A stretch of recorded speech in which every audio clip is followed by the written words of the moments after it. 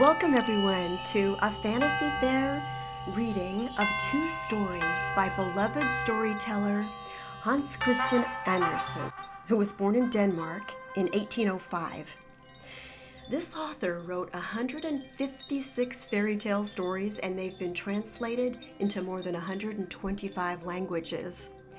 Our readers today represent three library and information science communities in Second Life working together. First, San Jose State University's iSchool's Vicara group with Pat and Bethany and Marie, the Community Virtual Library, which I represent, and InfoLit Island, home of the Virtual World Education Roundtable, led by Sheila. Our online library and information science groups can be found at these sites, and I'll drop them in the text chat should anybody like to know about them. So our first tale is the classic story of the ugly duckling. The tale begins. It was a very pleasant day out in the country. It was summertime. The corn was yellow, the oats green, the hay was stacked down in the green meadows, and there the stork walked about on his long red legs and talked Egyptian. He had learnt the language from his mother. Round the fields and meadows there were large woods, and within them deep lakes. Indeed, it was pleasant out in the country. Full in the sunshine, an old manor house stood, surrounded by a deep moat, and from the base of the walls, right down to the water, great dock plants grew, so tall that a little child could stand upright under the largest of them. It was as lonely in among them as in the thickest wood. And there a duck was sitting on her nest. She had got to hatch out her little ducklings, but by this time she was well nigh tired out. They took so long about it. And she had very few callers. The other ducks preferred swimming about the moat to coming up and sitting under a dock leaf to chat with her. At last, one egg after another cracked and said, "Pip, pip, pip, pip, pip." All the egg yolks had come to life and were sticking their heads out. "Quack, quack," said one egg, and they said it too as well as they could, and looked all round them beneath the green leaves, and their mother let them look as much as they liked, for green is good for the eyes. "What a big place the world is," All of the young ones said, for to be sure they had a great deal more room now than when they lay in the egg. "Do you suppose this is all the world?" Said their mother. Why it stretches out far beyond the other side of the garden, right into the parson's field, but I've never been there. You're all there, I suppose. No, that's not all. There lies the biggest egg still. How long will it take? I'm really almost sick of it. And with that, she sat down again. "Well, how goes it?" asked an elderly duck who came to call on her. "Oh, this one egg takes a dreadful long time. It won't break. But just you look at the others. They're the sweetest ducklings I have ever seen. They're all just like their wretch of a father who never comes to see me. Let me look at the egg that won't hatch. You may be sure that's a turkey's egg. I was made a fool of once that way, and I had my share of trouble and anxiety with the young ones, I can tell you, for they're afraid of the water. I couldn't get them to go in. I quacked and I pecked, but it was no good. Let me see the egg. Ah, yes, that's a turkey's egg. You just let it lie and teach the rest to swim." "Oh, I'll just sit on it a bit longer. As I've sat so long, I may as well give it a Whitsun week." "Just as you please," said the old duck, and walked off. At last, the big egg opened. "Pip, pip," said the young one, scrambling out. He was very big and ugly. The duck looked at him. "That's a fearfully big duckling, that is." None of the others look like that. I suppose it can't be a turkey poult. Well, we'll soon see. Into the water he shall go if I have to kick him out myself. Next day, the weather was perfectly delicious.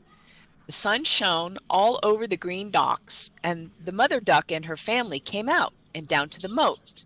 Splash! Into the water she went, Quack, quack. she said, and one duckling after another plumped in. The water went over their heads, but they were up again in a moment and swam beautifully. Their legs worked of themselves, and now they were all out in the water. Even the ugly gray one was swimming with them. No, no, that's no turkey.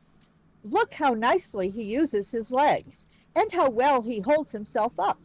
That's my own child. He's really quite handsome if you look at him properly. Quack, quack. Come along with me, and I'll take you out into the world and introduce you to the duck yard. But mind and keep close to me so that nobody can tread on you, and do look out for the cat. So they went into the duck yard. There was a terrible commotion there, for two families were quarreling over an eel's head, which the cat got out after all. Look, that's the way the world goes. Said the mother duck, her beak watering a little, for she would have liked that eel's head herself. Now then, use your legs.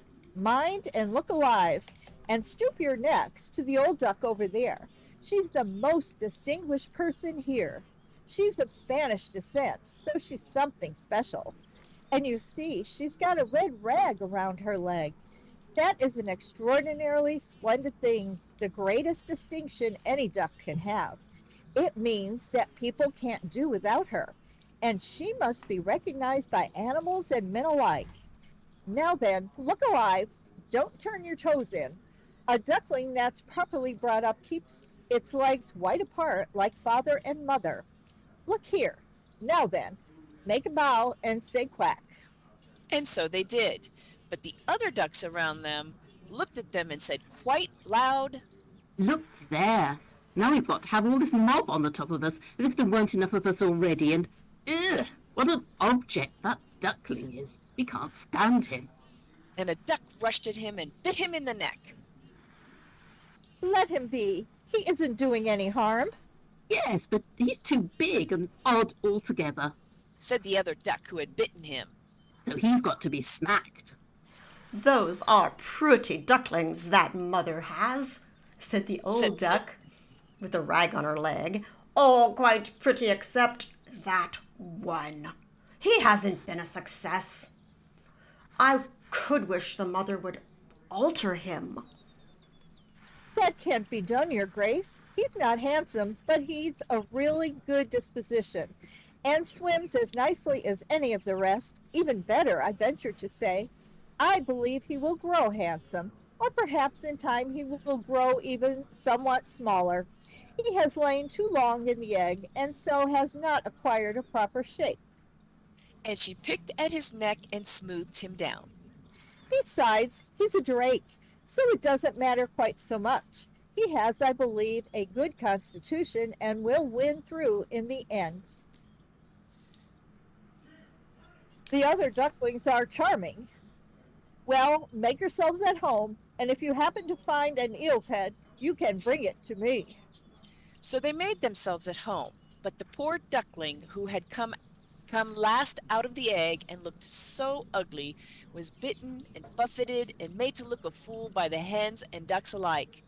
He's too big, they all said, and the turkey cock, who was born with spurs and considered himself an emperor on the strength of it, blew himself up like a ship under full sail and went straight at the duckling, gobbling and getting quite red in the head. The poor duckling didn't know where to stay or which way to go. He was so miserable at being ugly and the butt of the whole duck yard. That was the first day, and as time went on, it got worse and worse.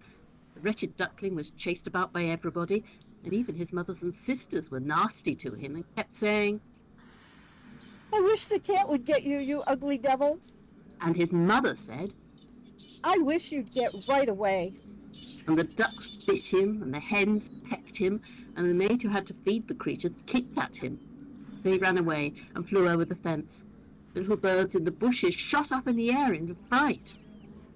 That's because I'm so ugly.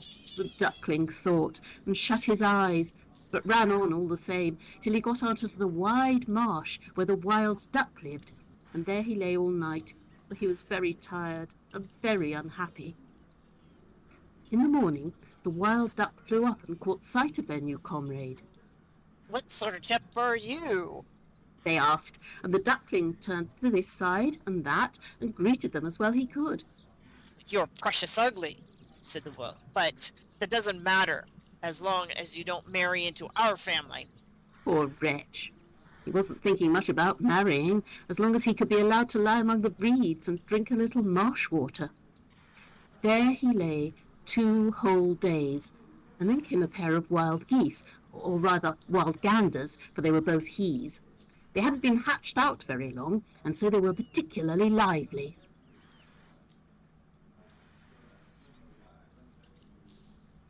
Here, mate. You're so ugly, I quite like you. Would you like to come along and be a migrant? Close by in another marsh, there's some sweet, pretty wild geese. All young ladies that can say quack. You're so ugly, you could make your fortune with them. At that moment there was a bang, bang, and both the wild geese fell dead amongst the reeds, and the water was stained blood red. Another bang, bang, and a whole flight of geese flew up from the reeds, and there was yet another bang. A great shoot was afoot.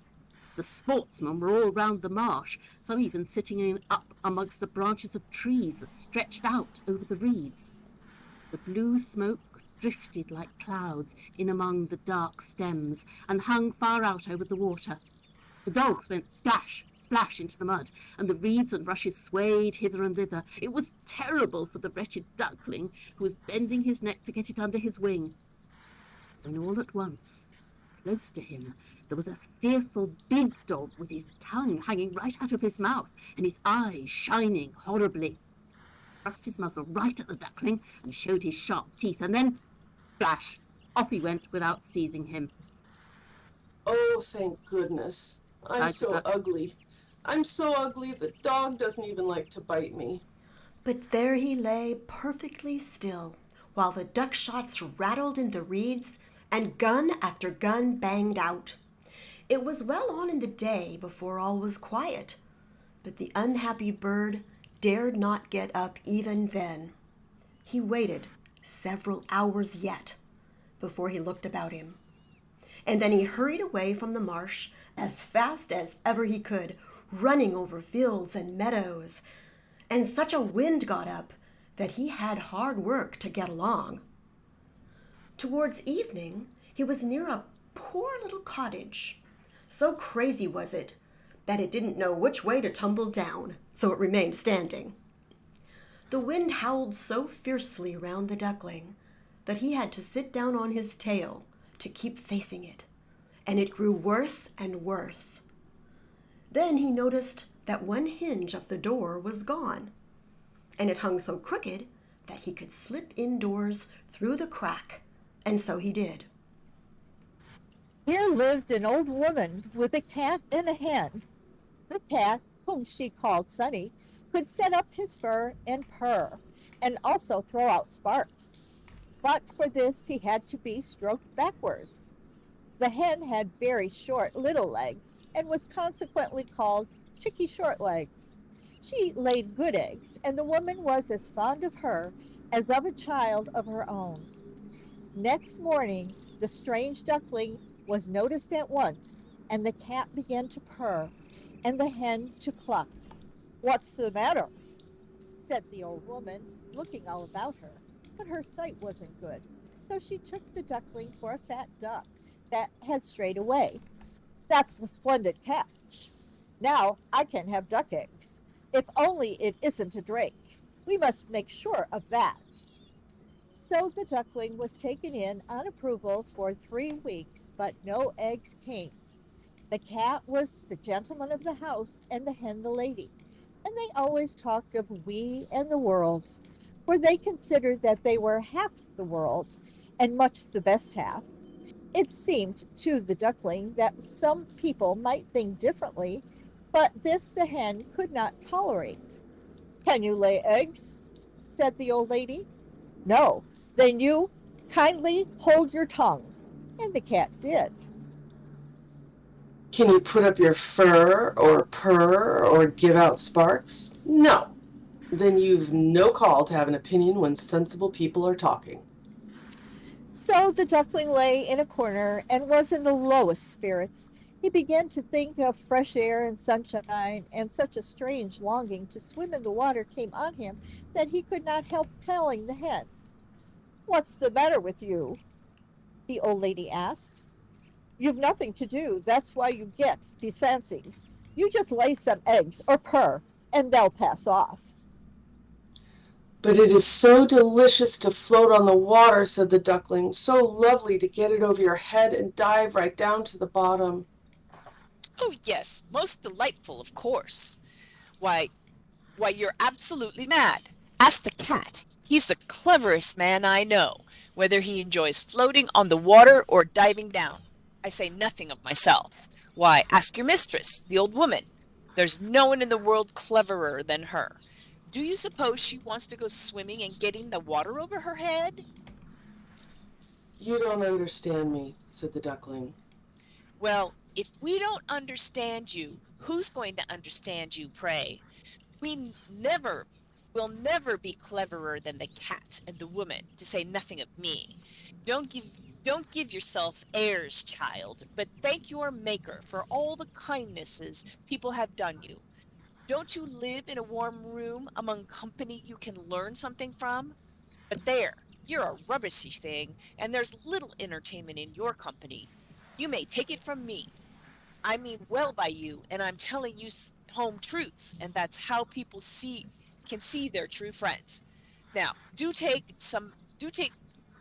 pains to lay eggs, or learn to purr, or else give sparks. I think I'll go out into the wide world, said the duckling.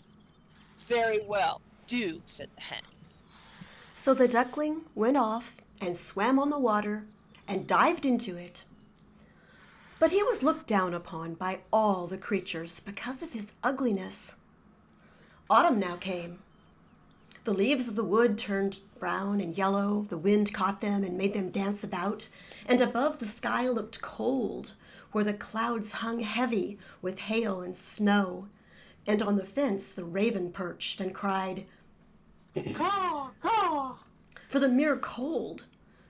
Indeed, it regularly gave you the shivers to think of it. The unhappy duckling had a very hard time. One evening, when there was a lovely sunset, a whole flock of beautiful great birds rose out of the bushes. The duckling had never seen any so handsome. They were brilliantly white, with long, supple necks. They were swans, and they uttered a strange sound, and spread their splendid long wings, and flew far away from the cold region, to warmer lands and unfrozen lakes. They mounted so high that the ugly little duckling was strangely moved. He whirled himself round in the water like a wheel. He stretched his neck straight up into the air after them and uttered such a loud cry, so strange, that he quite frightened at it himself. Oh, he could not forget those beautiful birds, those wonderful birds. And the moment they were out of sight, he dived right down to the bottom of the water. And when he came up again, he was almost beside himself. He didn't know what the birds were called or which they were flying, but he loved them as he had never loved anything yet. He was not envious of them. How could it enter his mind to wish for such beauty for himself? He would have been happy if even the ducks had let him into their company. Poor ugly creature. The winter grew very, very cold. The duckling was obliged to swim about on the water to keep it from freezing quite over. But every night, the hole he swam in became smaller and smaller. It froze so hard that the ice cracked again. The duckling had always to be moving about to keep the water open, till at last he was tired out and sat still and was frozen fast in the ice. Early in the morning, a laborer came that way and saw him, went on the ice with his wooden shoe, broke it up, and carried the duckling home to his wife, and there he was brought to life again. The children wanted to play with him, but he thought they meant to hurt him, and in his fright he dashed right into the milk pan and made the milk splash out into the room. The woman screamed and threw up her hands. Then he flew into the butter tub, and after that into the meal bin and out again. Goodness, what a sight he was! The woman screamed out and hit at him with the tongs, and the children tumbled over one another trying to catch him, laughing, calling out.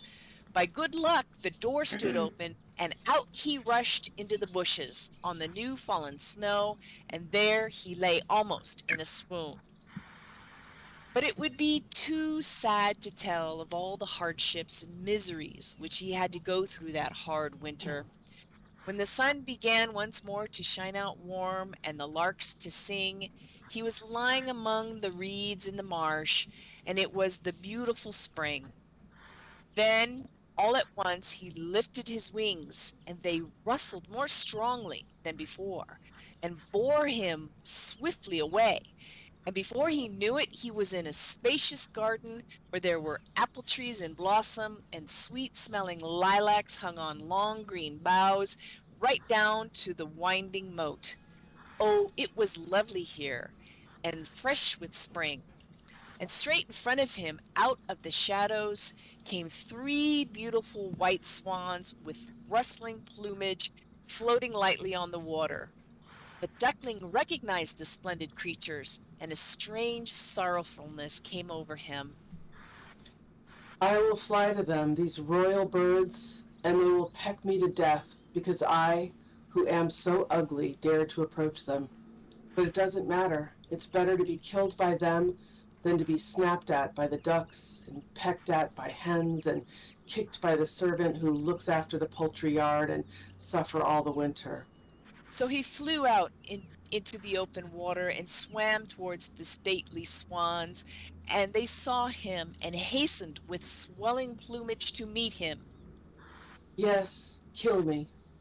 The poor creature said, bowing his head down to the water, and waited for death.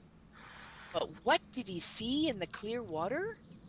He beheld his own image, but it was no longer that of a clumsy, dark, gray bird, ugly and repulsive.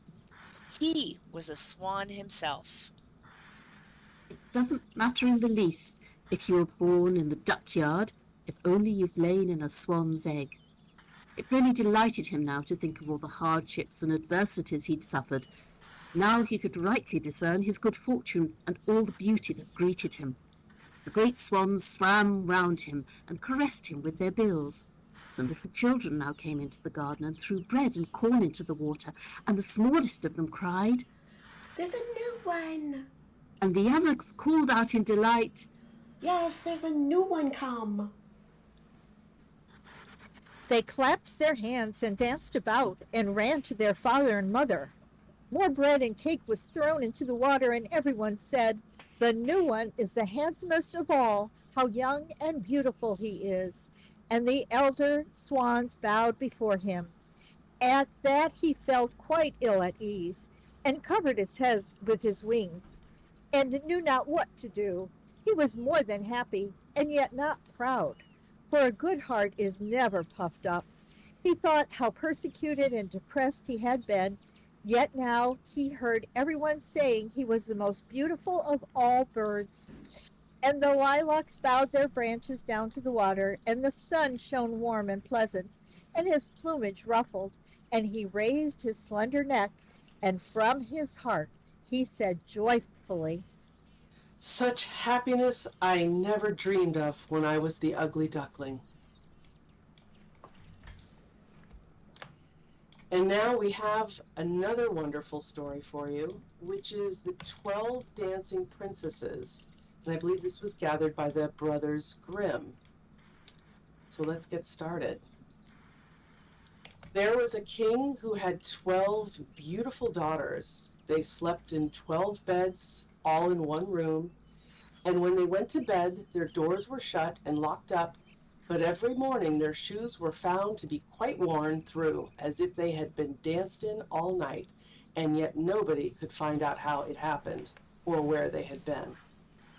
Then the king made it known to all the land that if any person could discover the secret and find out where it was that the princesses danced in the night, he should have the one he liked best for his wife and should be king after his death. But whoever tried and did not succeed after 3 days and nights should be put to death. A king's son soon came. He was well entertained, and in the evening was taken to the chamber next to the one where the princesses lay in their 12 beds. There he was to sit and watch where they went to dance, and in order that nothing might pass without his hearing it, the door of his chamber was left open. But the king's son soon fell asleep, and when he awoke in the morning, he found that the princesses had all been dancing, for the soles of their shoes were full of holes. The same thing happened the second and third night. So the king ordered his head to be cut off. After him came several others, but they all had the same luck, and all lost their lives in the same manner. Now it chanced that an old soldier, who had also been wounded in battle and could fight no longer, passed through the country where this king reigned, and as he was traveling through a wood, he met an old woman who asked him where he was going. I hardly know where I am going or what I had better do, said the soldier. But I think I should like very well to find out where it is that the princesses dance, and then in time I might be a king. Well, said the old dame, that is no very hard task. Only take care not to drink any of the wine which the princesses will bring to you in the evening, and as soon as she leaves, you pretend to be fast asleep. Then she gave him a cloak and said, As soon as you put that on you, you will become invisible, and you will then be able to follow the princesses wherever they go. When the soldier heard all this good counsel, he determined to try his luck. So he went to the king and said he was willing to undertake the task. He was well received as the others had been, and the king ordered fine royal robes to be given him. And when the evening came, he was led to the outer chamber. Just as he was going to lie down, the eldest of the princesses brought him a cup of wine, but the soldier threw it all away secretly, taking care not to drink a drop. Then he laid himself down on his bed, and in a little while began to snore very loud, as if he was fast asleep. When the 12 princesses heard this, they laughed heartily, and the eldest said, This fellow, too, might have done a wiser thing than lose his life in this way. Then they rose up and opened their drawers and boxes and took out all their fine clothes and dressed themselves at the glass and skipped about as if they were eager to begin dancing. But the youngest said, I don't know how it is. While you are all so happy, I feel very uneasy. I am sure some mischance will befall us. You simpleton, said the eldest. you're always afraid. Have you forgotten how many king's sons have already watched in vain? And as for this soldier, even if I'd not given him his sleeping draught, he would have slept soundly enough. When they were all ready, they went and looked at the soldier, but he snored on and did not stir hand or foot. So they thought they were quite safe, and the eldest went up to her own bed and clapped her hands, and the bed sank into the floor, and a trap door flew open. The soldier saw them going down through the trap door, one after another, eldest leading the way, And thinking he had no time to lose, he jumped up, put on the cloak which the old woman had given him, and followed them. But in the middle of the stairs he trod on the gown of the youngest princess, and she cried out to her sisters, All is not right. Someone took hold of my gown. You silly creature. said It is the nothing eldest. but a nail in the wall. Then down they all went, and at the bottom they found themselves in a most delightful grove of trees, and the leaves were all of silver and glittered and sparkled beautifully. The soldier wished to take away some token of the place, so he broke off a little branch, and there came a loud noise from the tree. Then the youngest daughter said again, I am sure all is not right. Did you not hear that noise? That's never happened before. but the eldest said, It is only our princes who are shouting for joy at our approach. Then they came to another grove of trees, where all the leaves were of gold, and afterwards to a third, where all the leaves were glittering diamonds. And the soldier broke a branch from each, and every time there was a loud noise, which made the youngest sister tremble with fear. But the eldest still said it was only the princess who were crying for joy. So they went on until they came to the great lake, and at the side of the lake there lay 12 little boats with 12 handsome princes in them, who seemed to be waiting there for the princesses. One of the princesses went to each boat, and the soldier stepped into the same boat with the youngest. As they were rowing over the lake, the prince who was in the boat with the youngest princess and the soldier said, I do not know why it is, but I thought I am rowing with all my might. We do not get on so fast as usual, and I'm quite tired. The boat seems very heavy today.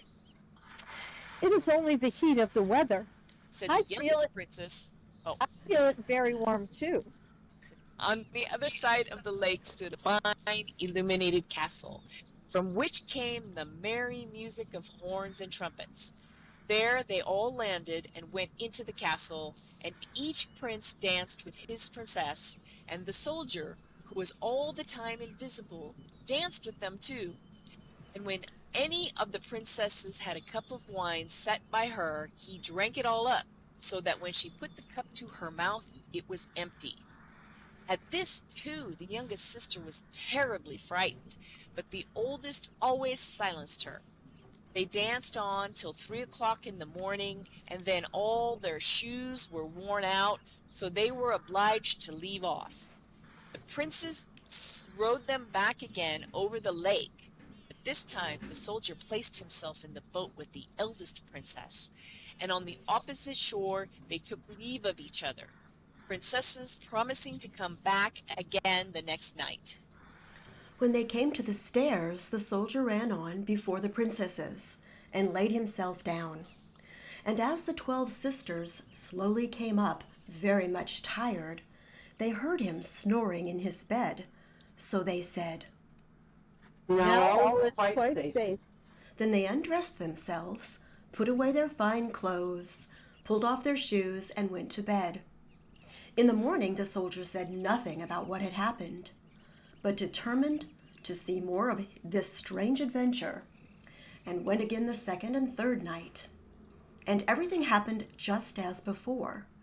The princesses danced each time till their shoes were worn to pieces, and then returned home.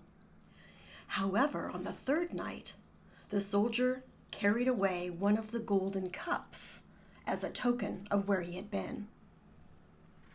As soon as the time came when he was to declare the secret, he was taken before the king with the 3 branches and the golden cup. And the 12 princesses stood listening behind the door to hear what he would say. And when the king asked him, Where do my 12 daughters dance at night? he answered, With 12 princes in a castle underground. and then he told the king all that had happened, and showed him the 3 branches and the golden cup, which he had brought with him. Then the king called for the princesses, and asked them whether what the soldier said was true. And when they saw that they were discovered, and that it was of no use to deny what had happened, they confessed it all. And the king asked the soldier which of them he would choose for his wife, and he answered, I am not very young, so I will have the eldest. and they were married that very day, and the soldier was chosen to be the king's heir. The end. Thank you, everyone, for attending. Thank you. Thanks for giving me a chance to read. This was fun. Thank you.